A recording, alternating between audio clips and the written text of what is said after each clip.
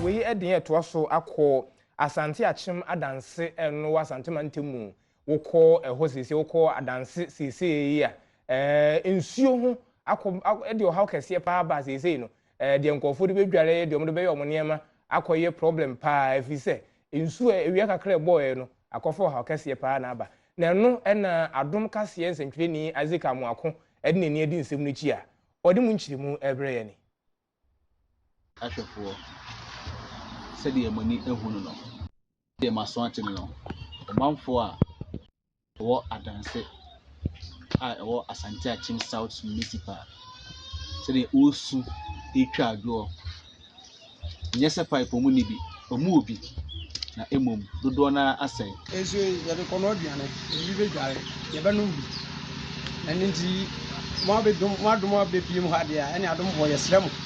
madawoma momo sa de ruiman moma abante ne ankrankra ne NGO for ente se adanse nana sei e kai pipe won so ye pipe do so bebre na sei na wo ba kure mu a enipa wo mu 70% na no nsuo yi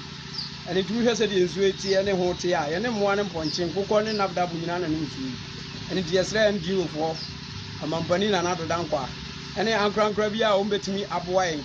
na ye nya cement bi a ya to wo wa ha Sadabaya, sa emoya mbubo mudin na ntimi mansunum na yesoso ya poye de bia ebenye ya pomudin ensu ye dan eboa ye pa e wadanse kuro duam ha no na ye wonsu onso so ye ne nsu pipe no bebre ya sei ti na na sei ya na ye nyina kroma ye nyina asa na ye de no aduane ye nsone so ye nya ne hwe eno anse de ya asa na ye de no aduane ne ye die na areho samba ko e wo minister aha ye nyina ko ensu enu amu ne nan si enu mu obi aba